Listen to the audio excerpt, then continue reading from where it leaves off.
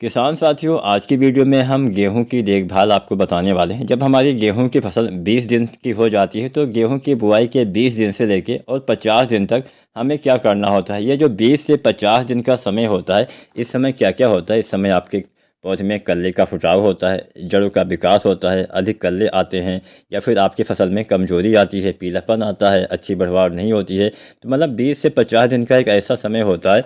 यह समय वो मतलब ये चीज़ तय करता है कि आप गेहूं में कितना पैदावार लेंगे, गेहूं में कितना कल्ले आपके आएंगे। क्योंकि अगर आप कुछ गलतियां करते हैं इन अवस्थाओं में तो हमें नुकसान उठाना पड़ जाता है। चलिए, ज़्यादा समय नहीं यहाँ पे हम गंवाते हैं, चलिए सीधा सीधा अपने विषय पे आते हैं कि हमें क्या करना होता है। तो सबसे पहली बात, गेहूं की फसल जब 20 दिन की हो जाती है तो 20 दिन की अवस्था में आपको क्या करना होता है। सबसे पहले तो 20 से 25 दिन पे हम पहला पानी लगाते हैं। लेकिन यहाँ पे इसके अलावा एक महत्वपूर्ण चीज़ हमें और कर लेनी चाहिए। खरपतवार में जो आता है मंडूसी होता है, जिसको हम किसान साथियों गुल्ली डंडा भी बोलते हैं, या फिर गेहूं का मामा वगैरह भी बोला जाता है। तो जो मंडूसी होता है या फिर जो गुल्ली डंडा होता है, इसका नियंत्रण आपको करना चाहिए। अगर आपके खेत में आपके वहाँ पे होता है तो इसका नियंत्रण कैसे करना है। लगभग 20 दिन या 25 दिन तक, मतलब पानी लगाने से पहले या बाद में, इसका नियंत्रण आपको अवश्य कर देना है। जब आपकी मंडूसी जो है वो 3 से 5 पत्तियों की हो जाए तो आपको इसका नियंत्रण कर देना चाहिए। अगर ज़्यादा पत्तियां हो जाती है, मतलब 7-8 पत्तियां हो जाती हैं, तो इसका नियंत्रण नहीं हो पाएगा। मतलब 5 से ज़्यादा पत्तियां ना होने दे तो बेहतर रहेगा। जितनी ज़्यादा पत्तियां उतना कम नियंत्रण, इस बात का ध्यान रखना है। तो क्या आपको डालना है, आपको डालना है एक्सल। जो एक्सल आता है तो आप इसका इस्तेमाल करिए। एक्सल में क्या होता है, एक्सल में होता है पिनाक्साडिम। पिनाक्साडिम एक्सल में आपको इस्तेमाल करना है। इसकी मात्रा आपको लेनी है 400 से 500 ग्राम प्रति एकड़ के हिसाब से। तो एक्सल आपको 400 से 500 ग्राम 1 एकड़ में इस्तेमाल करना होता है। 200 लीटर पानी में इसको घोलना होता है, उसके बाद छिड़काव करेंगे। तो क्या होगा कि आपकी जो ये मंडूसी है, अगर 3 से 5 पत्तियों की है तो आसानी से नष्ट हो जाएगी। ज़्यादा पत्तियां हो गई हैं तो नष्ट नहीं होने वाली है, चाहे आप कोई भी दवा डाल दीजिए, उल्टा आपको नुकसान होने वाला है। आपकी जो गेहूं की फसल है उसमें भी पीलापन आ जाता है, वो भी कमज़ोर हो जाती है, बढ़वार ग्रोथ अच्छी नहीं होती है।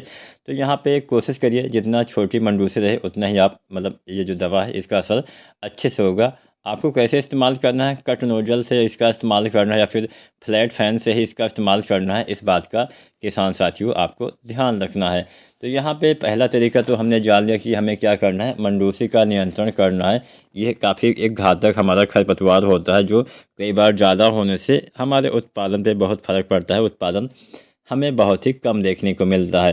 तो ये तो होगा कि हाँ, आपको सबसे पहले मंडूसी का नियंत्रण करना है। अब सिंचाई भी इसी अवस्था में करनी होती है, 20 से 25 दिन की अवस्था में। या फिर मान लीजिए नमी की कमी पहले भी हो जाती है। हमारा भारत देश एक समान नहीं है, कहीं पे भारी मिट्टी, कहीं पे हल्की मिट्टी, कहीं पे काली, कहीं पे पीली, कहीं पे लाल मिट्टी होती है। तो मतलब जो हल्की मिट्टियाँ होती हैं उसमें पानी ग्रहण करने की क्षमता, पानी रोकने की क्षमता कम होती है। जो थोड़ा भारी मिट्टी होती है उसमें पानी रोकने की क्षमता ज़्यादा होती है। तो भारी मिट्टी में तो नहीं होता है कमी, लेकिन जो हल्की मिट्टी होती है उसमें कई बार 20 दिन से पहले ही कमी हो जाती है। तो आप 18 दिन, 17 दिन या फिर 19 दिन तक भी सिंचाई पहली कर सकते हैं। आपको कोई इंतज़ार नहीं करना कि हाँ हमें 20 दिन के बाद ही सिंचाई करना है, क्योंकि 2-3 दिन में भी काफ़ी फ़र्क पड़ जाता है। तो पहला पानी लगाइए। वैसे वैज्ञानिक समय तो आपका होता है वो 20 से 25 दिन का ही बताया गया है। अब 20 से 25 दिन की अवस्था को हम बोलते हैं CRI स्टेज। इसको हम बोलते हैं क्राउन रूट इनिशिएशन, इसको हम अंग्रेजी में बोलते हैं। हिंदी में अगर हम बात करें तो शिखर जड़ों का विकास इसको बोलते हैं, या फिर छत्रक अवस्था बोलते हैं, जड़ विकास अवस्था, क्राउन स्टेज बोलते हैं। तमाम इसके बोलने की भाषाएं होती हैं। लेकिन यहाँ पे क्या होता है कि जब हम गेहूं की बुआई करते हैं तो बुआई के समय जो जड़ें निकलती हैं वो आपके शुरुआती विकास के लिए होती हैं। बाद में जब हम पहला पानी लगाते हैं उस अवस्था में जो जड़ें निकलती हैं वो हमारी मुख्य जड़ होती है। उसी के द्वारा पौधे में अच्छे कल्ले आते हैं, उसी के द्वारा हमें अच्छा उत्पादन मिलता है, दाने का विकास होता है। तो जो आपकी ये जो शिखर वाली जड़ें होती है ये अच्छे से बढ़ने के लिए भी हमें समय रहते सिंचाई करना चाहिए। और सिंचाई के समय बहुत सावधानी भी बरतनी है। पहला पानी हल्का हल्का ही लगाइएगा, ज़्यादा पानी भर देंगे तो फ़ायदे की जगह नुकसान आपको उठाना पड़ सकता है। तो हल्की सिंचाई पहले आपको करनी चाहिए। अब बात करते हैं कि हमने पहला पानी तो 20-25 दिन पे लगा दिया, उसके बाद क्या करना है। तो पहला पानी लगाने के बाद आपको 1-2 खादों का प्रयोग करना चाहिए। सबसे पहले तो आपको डालना है यूरिया। दानेदार यूरिया आपको लेना है लगभग 1 बैग, यानी 40-45 किलो आपको यूरिया खाद डालनी है सामान्य वाली वैरायटियों में, जो सामान्य उत्पादन देती हैं।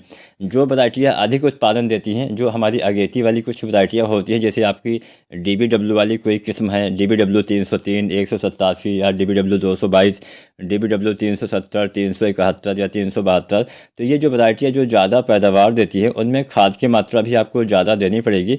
तो मान लीजिए सामान वाली वैरायटी में आप 40-45 किलो देने वाले हैं यूरिया, तो अगेती वाली वैरायटियों में आपको लगभग 20 किलो मात्रा बढ़ा के देना चाहिए। 20-25 किलो मात्रा आप बढ़ा सकते हैं, तब वो अच्छा उत्पादन दे पाएंगी। तो ये तो हो गई पहली मात्रा, आपको मतलब पहले पानी पे आपको पहली चीज़ यूरिया डालनी है। इसके साथ आपको डालना चाहिए जिंक। जो जिंक सल्फेट आता है 33% वाला, लगभग 5 से 7 किलो इस्तेमाल करिए, या फिर 21% वाला लगभग 8 से 10 किलो इस्तेमाल करिए। दोनों में से कोई भी एक जिंक का इस्तेमाल करना चाहिए। जिंक की कमी से किसान साथियों बढ़वार अच्छी नहीं होती है, पौधे बौने रह जाते हैं, कल्ले का फुटाव, चमक, ग्रोथ ये सब अच्छे से नहीं हो पाती है। तो जिंक भी आपको अवश्य डालना चाहिए। दूसरा चीज़ तो आपका जिंक हो गया। तीसरा चीज़, अगर आपको थोड़ा सा बजट अलाउ करता है तो आप डालिए सल्फ़र। अगर आपने बुआई करते समय SSP वाली खाद डाली है तो यहाँ पे सल्फ़र डालने की आवश्यकता नहीं है। अगर आपने SSP नहीं डाली है तो ऐसी अवस्था में अगर आप सल्फ़र जो आता है 90% वाला 3 से 4 किलो या 5 किलो अगर आप इस्तेमाल करते हैं यूरिया के साथ में, तो क्या होता है, अगर आप यूरिया के साथ सल्फ़र मिला के डालते हैं तो जो नाइट्रोजन आपके पौधे को लेना होता है वो काफ़ी अच्छे से मिलता है। मतलब ज़्यादा मात्रा में यूरिया आपके पौधे को लगती है, और ये जो नाइट्रोजन है धीरे धीरे आपके पौधे को लंबे समय तक मिलता रहता है, जिससे नाइट्रोजन की क्षमता में वृद्धि होती है, नाइट्रोजन आपके पौधे को ज़्यादा मिल पाता है। तो सल्फ़र 90% वाला लगभग 3 से 4 किलो या 5 किलो तक आप इस्तेमाल कर सकते हैं। यहाँ पे हमने 3 चीज़ बताई, यूरिया, जिंक और सल्फ़र। पहले पानी के बाद इसका इस्तेमाल करिए, सिंचाई से पहले इस्तेमाल मत करिए, क्योंकि कई बार लिंचिंग हो जाता है, हमारे पौधे इसका मतलब सही उपयोग नहीं कर पाते हैं। तो पहले पानी के बाद ये 3 खाद डालनी होती है। 25 से 30 दिन तक अवश्य इस्तेमाल कर दीजिएगा। इसके बाद क्या करना होता है, अगर हम दानेदार खादों की ही बात करें तो दूसरा पानी जब हम लगाते हैं तो दूसरा पानी हम लगाते हैं 40-45 दिन के आसपास। इस समय कल्ले का विकास होना स्टार्ट होता है, और ये जो कल्ले निकलने का समय होता है 20 से 40 दिन का ही माना गया है। आप मान सकते हैं मोटे मोटा 18 दिन से लेके और लगभग 40-45 दिन तक ही कल्ले का विकास होता है।